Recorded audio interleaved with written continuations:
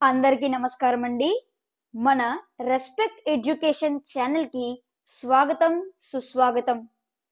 చిరిగిన చొక్కా అయినా తొడుక్కో, కానీ ఒక మంచి పుస్తకాన్ని కొనుక్కో అని శ్రీ కందుకూరి వీరేశలింగం పంతులు గారు చెప్పినట్లు, ఒక మంచి పుస్తకాన్ని అర్థం చేసుకుంటూ చదివితే కలిగే అనుభూతిని మాటల్లో వర్ణించడం సాధ్యం కాదు.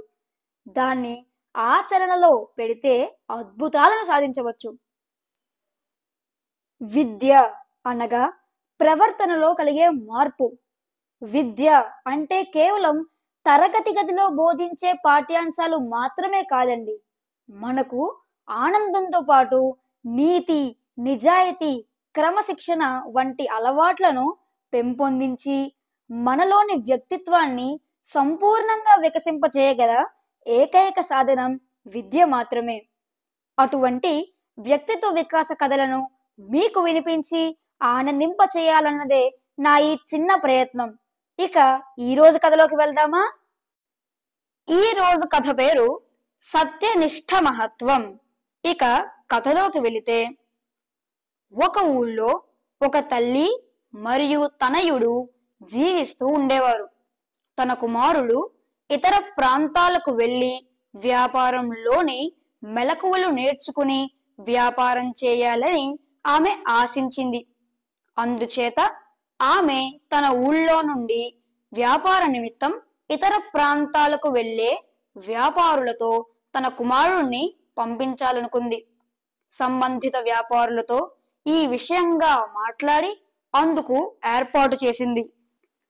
వ్యాపార బృందం బయలుదేరడానికి ముందు రోజు ఆమె తన కుమారుడితో, నాయనా, నా వద్ద 10 బంగారు కాసులు ఉన్నాయి. నువ్వు వాటిని జాగ్రత్తగా తీసుకెళ్లి బయట ఊళ్ళో వ్యాపారం చెయ్యి.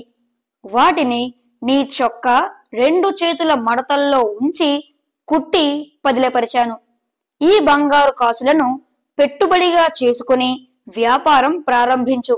మరో ముఖ్య విషయం, ప్రాణం పోయినా సరే నువ్వు అబద్ధం మాత్రం చెప్పకూడదు. నువ్వు అబద్ధం చెప్పావని వింటే నేను ప్రాణాలు విడుస్తాను అని హితవు చెప్పింది. కుమారుడు తల్లికి 3 ప్రదక్షిణలు చేసి నమస్కరించాడు. తల్లి ఆశీస్సులతో కుమారుడు వ్యాపారుల బృందంతో బయలుదేరాడు. వ్యాపార బృందం 2-3 రోజులు ప్రయాణం చేసి ఒక నిర్జన ప్రాంతం గుండా వెళుతోంది. ఆ సమయంలో హఠాత్తుగా ఒక బందిపోటు దొంగల గుంపు వారిని చుట్టుముట్టింది. వ్యాపారుల వద్దనున్న వస్తువులను మరియు ధనాన్ని దొంగలు కొల్లగొట్టసాగారు. అప్పుడు ఈ పిల్లవాడు మాత్రం ఒక మూల కూర్చుని ఏడవటం ఆరంభించాడు. పిల్లవాడు అలా ఏడుస్తూ కూర్చుని ఉండటం దొంగల నాయకుడు గమనించాడు. వెంటనే అతడు తక్కిన దొంగలతో, ఒరే, ఇతడు పాపం పిల్లవాడురా, ఇతని నుండి మీరు ఏదైనా బలవంతంగా గుంజుకుని ఉంటే దాన్ని తిరిగి ఇచ్చేయండి అని చెప్పాడు. అందుకు తక్కిన దొంగలు, మేమెవ్వరము ఈ పిల్లవాడి నుండి ఏదీ కొల్లగొట్టలేదు అని చెప్పారు. అది విని దొంగల నాయకుడు పిల్లవాడిని పిలిచి, మన్ను ఎందుకు ఏడుస్తున్నావు అని ఆశ్చర్యపోతూ అడిగాడు. అందుకు ఆ పిల్లవాడు ఏడుస్తూనే, అయ్యా, నా వద్ద 10 బంగారు కాసులున్నాయి. ఈ విషయం వీరితో చెప్పాను. నేను చెప్పిన విషయాన్ని వీళ్ళు నమ్మనంటున్నారు. నేను అబద్ధం చెబుతున్నానని వీళ్ళు చెబుతున్నారు. నేను అబద్ధం చెబుతున్నానని వింటే మా అమ్మ ప్రాణత్యాగం చేస్తుంది అని చెప్పాడు. అది విన్న దొంగల నాయకుడు పిల్లవాణ్ణి, నీ వద్ద బంగారు కాసులుంటే ఆ విషయం దొంగలకు చెప్పవచ్చా? దొంగలు అడిగితే నా వద్ద ఏదీ లేదు అనే కదా చెప్పాలి అని అడిగాడు. దొంగల నాయకుడు అడిగిన ప్రశ్నకు ఆ పిల్లవాడు ఇలా జవాబిచ్చాడు, నేను బయలుదేరుతున్నప్పుడు మా అమ్మ నువ్వు ప్రాణం పోయినా సరే అబద్ధం చెప్పకూడదు అని చెప్పింది. ప్రాణం పోయినా సరే అని మా అమ్మ చెప్పినప్పుడు కేవలం ఈ 10 కాసుల కోసం నేను అబద్ధం చెప్పవచ్చా? నేను అబద్ధం చెప్పానని మా అమ్మకు తెలిసిన మరుక్షణమే ఆమె ప్రాణం వదిలివేస్తుంది. అది తలుచుకుని ఏడుస్తున్నాను.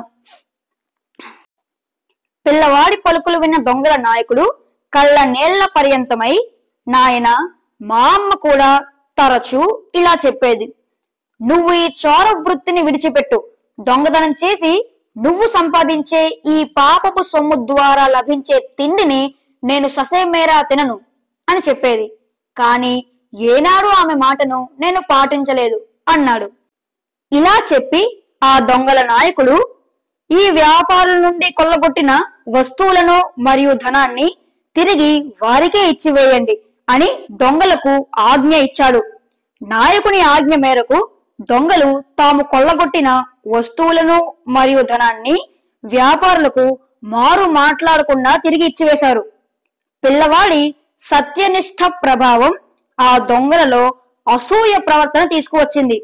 నాటి నుండి ఆ బందిపోటు దొంగల ముఠ అంతదాకా తాము చేస్తున్న చోర వృత్తికి స్వస్తి పలికి గౌరవప్రదంగా జీవనయాత్ర సాగించడానికి నిర్ణయించుకుంది.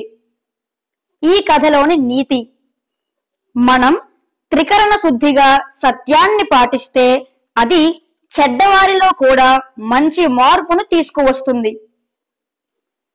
ఓకే ఫ్రెండ్స్, మరో మంచి కథతో మళ్ళీ కలుద్దాం.